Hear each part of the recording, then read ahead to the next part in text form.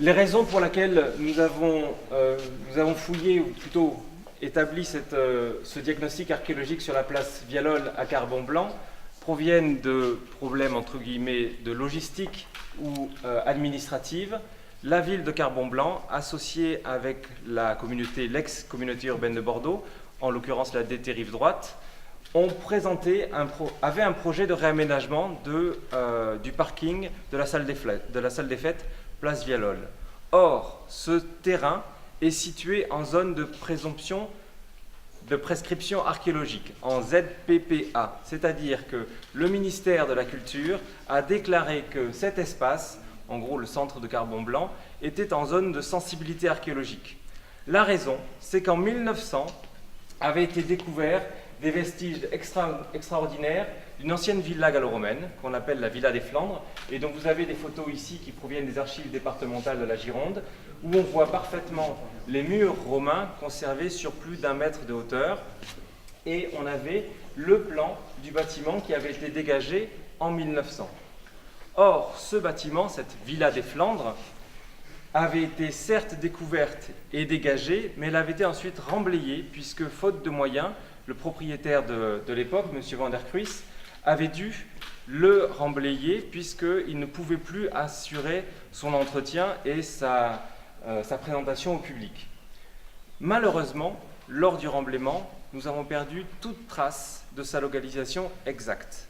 Les seules informations que nous avions, qui proviennent des archives, disent que quelque part dans la prairie, en contrebas du château de Marqueras ou du Grand Salazar, en bordure de la route nationale, qui est l'avenue de Bordeaux, se trouvent les ruines.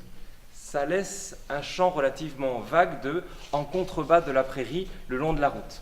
Donc nous étions dans une zone où nous supposions l'existence de cette villa gallo-romaine, mais on ne savait pas exactement où elle se trouvait. C'est la raison pour laquelle le préfet de région et la DRAC ont prescrit un diagnostic archéologique pour nous demander à nous, service d'archéologie préventive de Bordeaux Métropole, d'intervenir pour tester le terrain. Donc nous ne sommes intervenus que dans une phase limitée. Il ne s'agissait pas de fouiller ou de décaper entièrement la place du parking, juste faire quelques sondages pour voir s'il y avait quelque chose, s'il y avait des vestiges archéologiques, et ensuite voir si par hasard nous avions la chance de retrouver ces vestiges mis au jour en 1900. Nous sommes donc intervenus sur le terrain. Vous voyez ici en vert la zone qui était prescrite, donc qui était touchée par le projet d'aménagement. Le long de l'avenue de Bordeaux ici, la rue Léo Lagrange, la salle des fêtes donc, et le parking de la place Vialol. Nous avons décidé d'intervenir avec les moyens techniques mis à notre disposition par la DT Rive Droite de Bordeaux Métropole, avec le concours aussi de la municipalité de Carbon-Blanc qui a bien voulu nous donner l'accès à la salle des fêtes et prendre en charge aussi une partie des enquêtes orales auprès des riverains. Et nous sommes intervenus en faisant 4 grands sondages à l'origine, celui-ci et le tout petit qu'il y avait là. Et c'est seulement en complément de ce que nous avions trouvé que nous avons décidé d'ouvrir 3 sondages complémentaires au milieu. L'intervention, comme toute intervention archéologique préventive, est des fois délicate. Vous le voyez sur cette photo, nous avons été confrontés à des gros problèmes d'infiltration d'eau, puisque dans toute cette partie sud de la place Vialol doit se trouver soit la nappe phréatique très haute, soit une ancienne source, puisqu'il est connu jusque dans les années 50 la présence d'un lavoir ici. Or, cette eau qui circulait en abondance a créé des problèmes d'inondation dans les tranchées.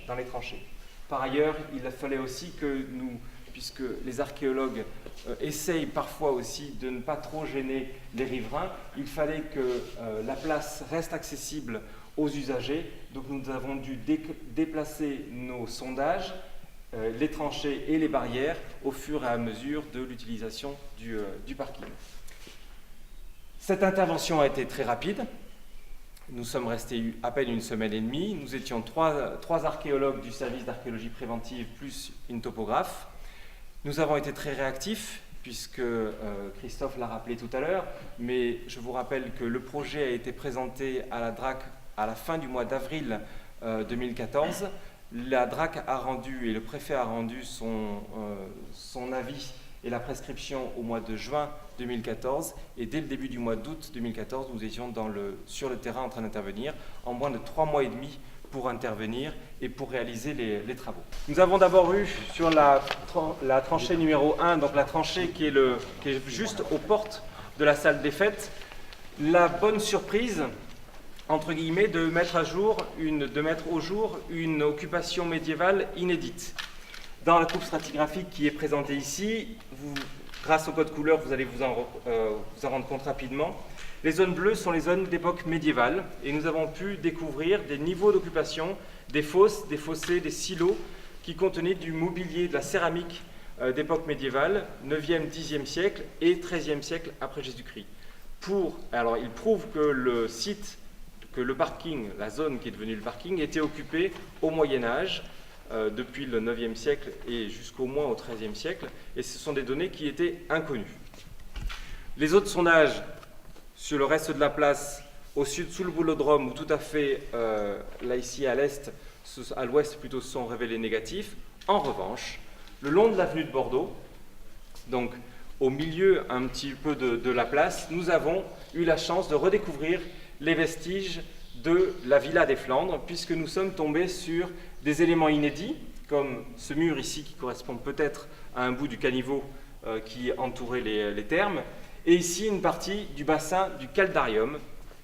Or, vous le repérez sur le plan, enfin sur les photos anciennes ou sur les plans, vous reconnaissez ce petit bout de bassin polygonal que nous avons dessiné ici et qui permet d'assurer sans conteste que nous sommes en présence de la Villa des Flandres et de l'édifice qui avait été découvert en 1900 et remblayé.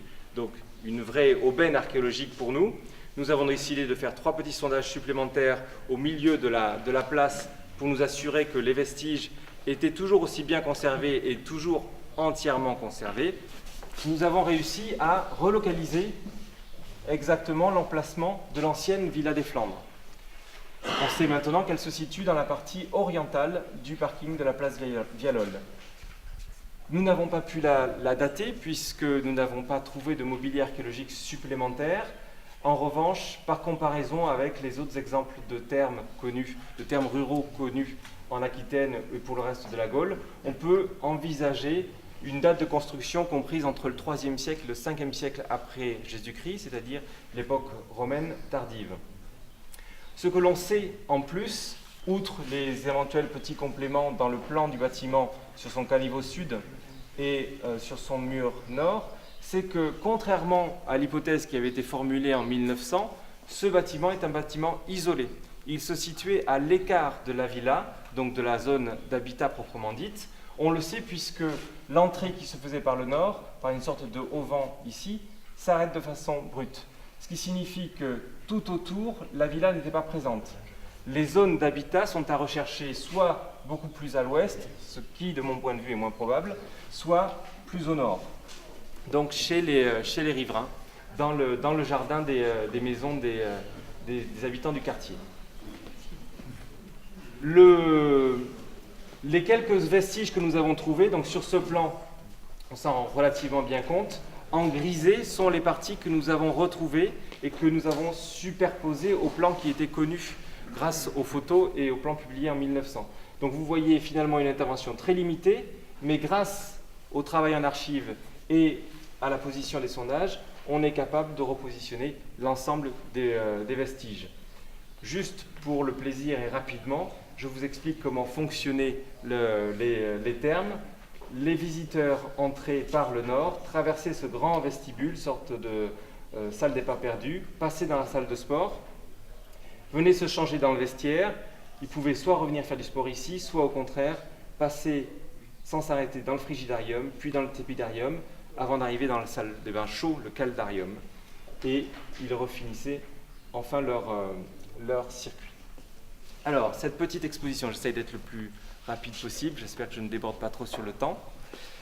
Cette petite exposition, vous le voyez, elle est limitée. Notre intervention a été très courte.